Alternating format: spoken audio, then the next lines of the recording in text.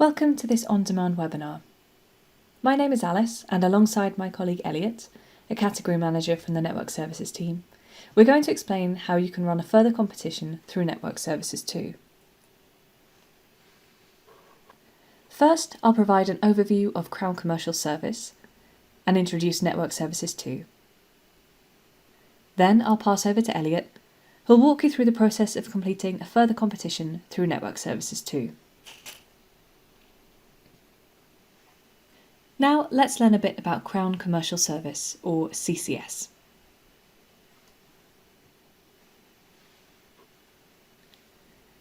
CCS is the UK's biggest public procurement organisation. We're here to help you save time and money, as well as providing expert advice. Last year we helped our customers achieve commercial benefits worth over £1 billion. The buying decisions you make have the power to make life better for citizens across the country. We hope you choose to make those decisions with CCS. Next, let's take a look at where Network Services 2 sits within CCS. CCS is made up of 4 pillars: buildings, people, technology, and corporate. For more information on any of these, take a look at our website where you can delve into each pillar and see what's on offer. Network Services resides in the technology pillar, along with digital future, tech products and services, and software and cyber. The Network Services category focuses on all things telecoms. We currently have 7 live commercial agreements. Network Services 2, which replaced the original Network Services framework in August 2019. The Health and Social Care Network Dynamic Purchasing System, which is designed to migrate NHS connectivity from the BT N3 network. Gigabit Capable Connectivity, or GCC, which helps customers procure high-speed network connectivity. It was created in partnership with DCMS and provides recipients of BD UK funding with an approved route to market. Technology Expense Management, or TEM, helps customers understand their telecoms estate and reduce wastage. PSN Core Services is for existing users of the Public Services Network to send electronic information securely using domain name system services. Audiovisual Technical Consultancy and Commissioning DPS supports customers with complex audiovisual requirements, including consultancy, installation, integration, and solution support. And finally, Space-Enabled and Geospatial Services, which allows customers to procure remote geospatial, locational, communication, and sensing capabilities. Let's meet the team who run these commercial agreements. This is the in-life team supporting all existing and expired Network Services commercial agreements. On the left, Tom Faulkner leads the customer side of the team, who focus on supporting customers through their telecoms procurements and driving commercial benefits to the public sector. On the right-hand side of the team, Helen Thurston leads the supplier side, who focus on the management of existing frameworks and managing our suppliers. There's also a wider Network Services team focused on the future strategy of the telecoms category. Now let's introduce Network Services 2. Network Services 2 is designed for the procurement of products and services related to telecoms and networks. There are 94 suppliers across 13 lots, including a good range of SMEs, that's small and medium enterprises. The 2 award routes, direct award and further competition, are available across all 13 lots. This webinar only covers further competition, but we have a separate on-demand webinar which explains how to run a direct award through Network Services 2. There is a maximum call-off contract length of 7 years for further competition across all lots except Lot 6, Mobile, which is limited to 3 years, and Data Access, Local Connectivity, and Inbound Telephony, Lots 1, 2 and 4 respectively, which have been extended to 10 years. This slide shows the 13 lots which make up Network Services 2. We've grouped them thematically, starting with our networking lots. Lot 1 is Data Access Services, or WAN, and Lot 2 is Local Connectivity Services, or LAN. Next, we have our telephony lots. These are Lot 3, Traditional Telephony, Lot 4, Inbound Telephony including non-geographic numbers, Lot 5, IP Telephony, which you may also know as VoIP, and Lot 13, Contact Centres. Please note that these are for the services only. For the provision of personnel, you will need Outsourced Contact Centre and Business Services. Search RM6181 on our website for further information. Next are Connectivity on the Go lots. Lot 6, Mobile Voice and Data Services. Lot 7, Paging and Alerting Services. And Lot 11, Radio, which includes PMR, Private Mobile Radio, often used by blue light services. Our conferencing lots are next, starting with Lot 8, Video Conferencing. Lot 9 is Audio Conferencing. And Lot 10 is Unified Communications. Finally, we have Lot 12, Security and Surveillance, which is aimed primarily at CCTV. As with the contact centre lot, please note that Lot 12 does not include the provision of personnel such as security guards. Now I'm going to hand over to my colleague Elliot and let him introduce himself. Thank you, Alice. As Alice mentioned, my name is Elliot. I am one of the category managers in the Network Services team here at CCS, with a particular focus on supporting various customers with their procurements through our telecoms agreements. For the remainder of this webinar, we will take a deeper dive into the further competition procedure, one of the two procurement routes via Network Services 2. The aim of this session is to give you an overview or refresher on the further competition procedure and the key steps for you to consider to help you complete a successful procurement through the agreement. On the next slide, we will discuss the first step, identifying your needs.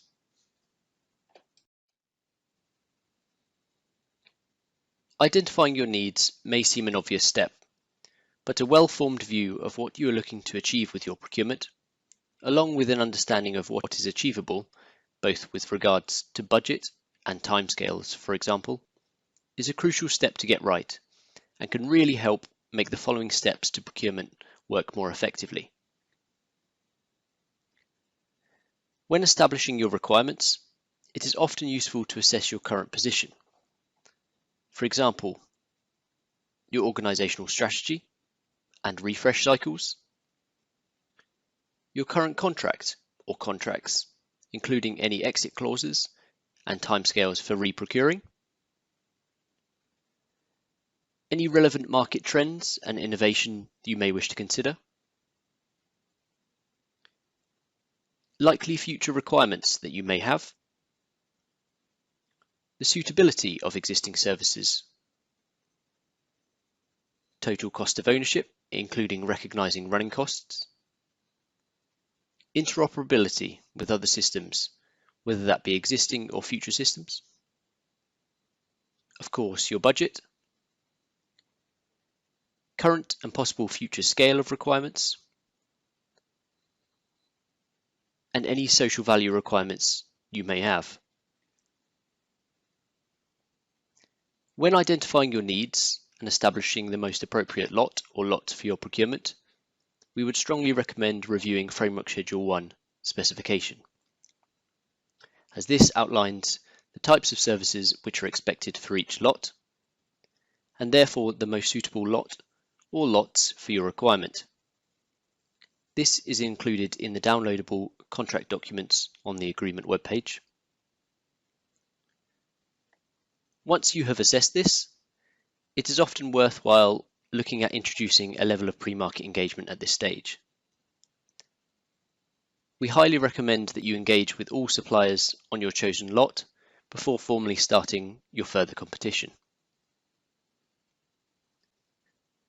During this pre-market engagement, you can ask suppliers questions to help you refine your requirement.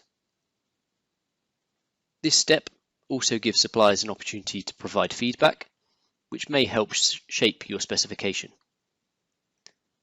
All pre-market engagement activity must be fair, transparent and open. This means that all suppliers should have access to the same information and opportunities. However, you may have different preferences of the format in which you conduct this pre-market engagement. Some examples may be: you may wish to email them for information or ask certain questions you are looking for feedback on. You may wish to hold a supplier day or invite suppliers to a meeting or presentation where you explain your requirements to receive feedback. Or you may wish to release a formal request for information. In addition to helping you refine your requirements, pre-market engagement also warms the market up prior to you releasing your ITT, potentially reducing the number of clarifications you receive at the bid stage, and allows the suppliers to understand you a bit more as a potential customer. It's important to note that even if suppliers do not engage at this point, don't assume that they don't want to participate. You should still include all suppliers when releasing your procurement documents to the suppliers on your chosen lot. We keep an up-to-date supplier matrix, including contact details, on the Documents section of the Network Services 2 webpage, with the relevant contact details for each of the suppliers for you to be able to communicate with.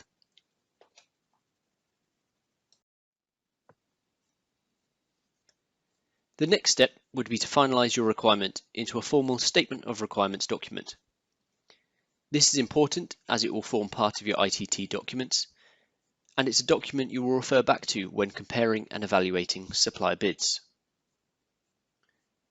This needs to describe what you want your supplier to do, to achieve, and to provide. This could include a full technical specification where you have clear technical standards that must be met or require specific technologies.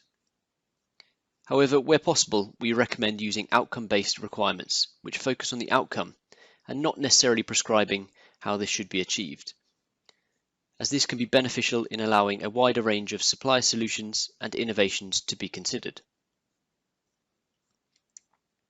To help you with this stage, we have a published Statement of Requirements template available for you to use, and this is located in the Documents section of the Network Services 2 webpage, but you are free to use your own template documents also. Whether you opt to use the template provided or your own documents, you may find it useful to review this alongside our published guidance document titled Creating Your Statement of Requirements, available also in the Documents section of the Network Services 2 webpage.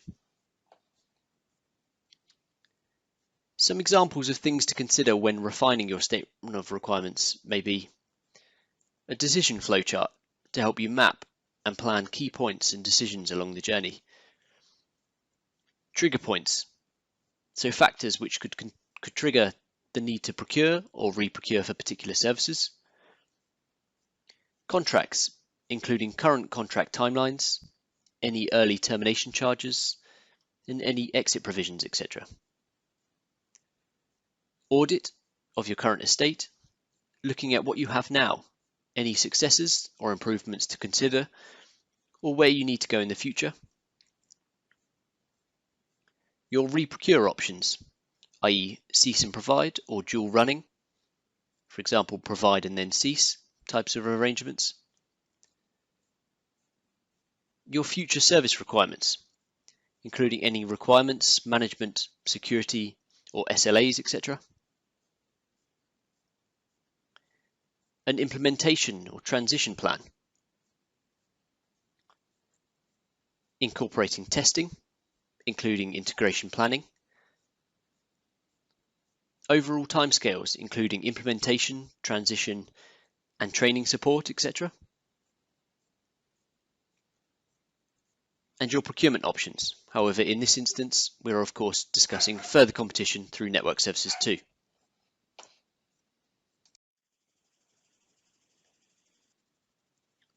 Step 3. Completing your documentation. When you are ready to send your requirements to the market, you will need to complete the further competition documentation, which is generally made up of your invitation to tender, or ITT document, including timetable and evaluation criteria, your statement of requirements, which can include your network and estate diagrams, all relevant public sector contract schedules, and your call-off order form. Your call-off order form, which is Framework Schedule 6, should be completed as much as possible and included in your bid pack, as it contains additional information about the public sector contract schedules you wish to incorporate into your call-off contract, including any special terms or schedules.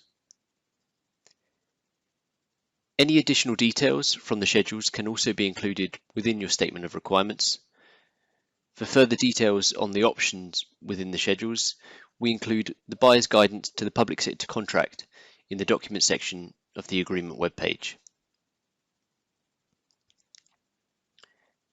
You should allow suppliers sufficient time to prepare and submit their bids. Our published recommended minimum time for bid windows is around 30 working days, although the complexity of your requirement should be taken into consideration. Therefore, we suggest ensuring that the time you allow is reasonable and appropriate to the scale and complexity of your procurement. You should include precise details of the closing date and time in the documentation so suppliers are clear on their deadlines. You will also need to tell suppliers how you will be evaluating their bids by clearly describing your evaluation model, including criteria and their relative importance. The permissible evaluation headings are in Annex B to Part 2 of Framework Schedule 7, the call-off award procedure. For further competitions under this framework, the price and quality mix can be varied between 0 and 100%.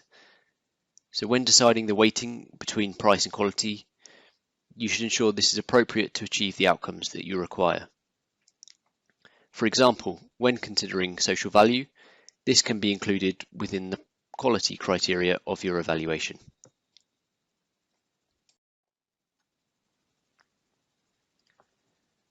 Step 4. Issuing your further competition invitation. You are required to invite all suppliers on the relevant lot, or lots where it is a cross-lot competition, to bid against your requirement, so you will need to identify them before issuing your requirement to the market. As mentioned earlier in the presentation, we keep an up-to-date list of suppliers and the lots that they are appointed to available to download within the Documents section on the RM3808 webpage. This includes the latest contact information for you to be able to communicate with the suppliers. During the further competition process, you must keep an audit trail of any dialogue and communication with the potential suppliers. This can either be done via your own procurement system, via email, or by utilising the free CCS e-sourcing tool. However, all suppliers must have access to any clarification of your requirements to ensure a fair and transparent competition. If your requirements cover more than one lot, you can complete a cross-lot competition. In this case, you only need to contact those suppliers that are common to the lots that cover your requirements. There is no down-select option under this framework, meaning all suppliers appointed to Network Services 2 are able to select which competitions they participate in when invited. If suppliers choose not to bid for your business, they should inform you of this as part of the procurement process.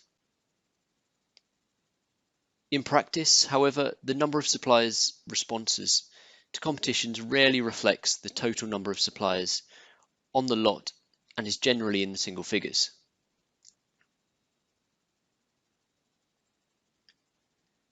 Multi-stage procurements can be used with set criteria for the first and subsequent stages. namely technical merit, delivery approach, implementation approach, and scalability, and then separate criteria for the final stage. Further details of the types of award criteria headings to consider for single or multi-stage procurements are shown in Annex B to Part 2 of Framework Schedule 7, Call-off Award Procedure.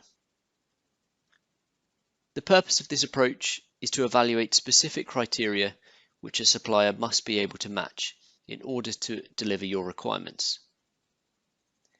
This can include pass or fail questions, but has to be published as part of a single invitation to tender and also submitted under a single bid from the suppliers, so not as a pre-qualification stage. In the scenario where all suppliers pass the initial stage or stages of a multi-stage competition, then all of the bids will progress to the final stage of your evaluation.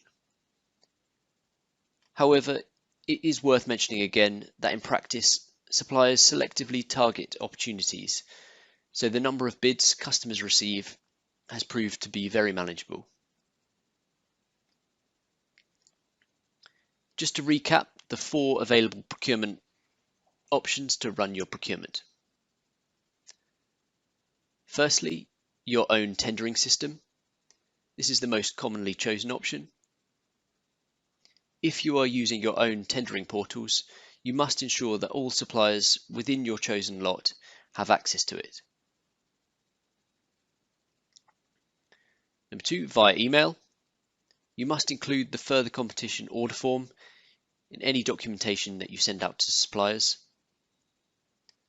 And for both options, the email addresses provided on the supplier by lot matrix are available to download in the documents section. Option 3, the Crown Commercial Service e-sourcing tool. Further details and guidance on running your procurement exercise through our e-sourcing tool are available on our website. This is managed by a dedicated team, and templates for this agreement will be available for you to use within the e-sourcing portal. And finally, aggregation. This is where you join one of our aggregated procurements, for example, our mobile voice and data aggregations, where our dedicated aggregation team pulls together aggregated requirements from various customers to achieve greater value through economies of scale. If you did want any further information on these aggregated procurements, please let us know and we can put you in touch with the team to understand your requirements or talk you through the process.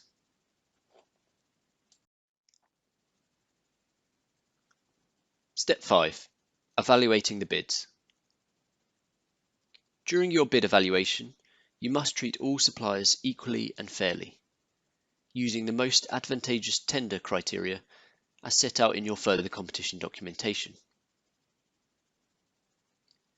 You must use the award criteria as set out in Framework Schedule 7 and keep a clear audit trail of your process.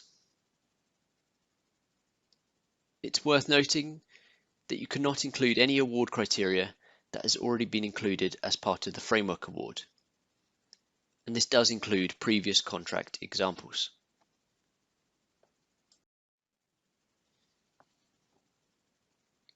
Step 6, and the final stage, awarding the call-off contract.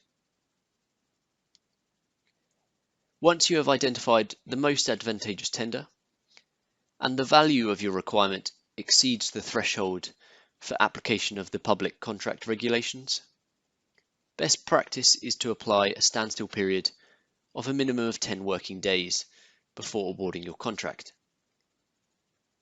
At this point, you must tell all the unsuccessful suppliers of the outcome of the further competition, and you should provide written feedback to unsuccessful suppliers, setting out the relative strengths and weaknesses of their bids. After the standstill period is complete, you can place your order with the successful supplier by finalising and placing the completed Call-off Order Form, Framework Schedule 6, Part A. If you have made any amendment or added an optional call-off schedule, you must send this to the supplier with your call-off order form when you ask the supplier to sign the order form and return it to you for signature. Once this is finalised and your contract has begun, CCS should be notified by the supplier in the form of management information they are required to report to us. If, however, a member of the networks team has supported you with your procurement, we often find it a useful closure if you're able to confirm the final details of the contract with us, so we can ensure our internal records can be kept up to date and we are aware of the status of your procurement.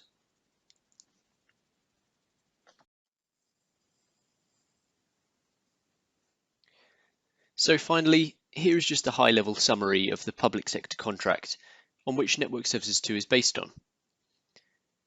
This just shows you an overview of the main glossary terms, some of which we have discussed in this presentation, but we would certainly recommend reviewing our published guidance document, Buyer's Guide to the Public Sector Contract, located in the Documents section of the Network Services 2 webpage, which provides a useful overview and description of each contractual schedule in an easy-to-view table, including guidance on where they should be used and if they are optional or mandatory in nature.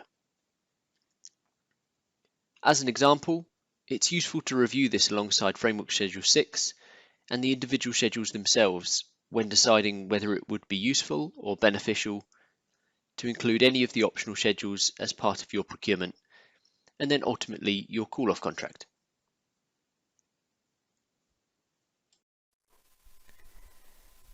Thanks, Elliot.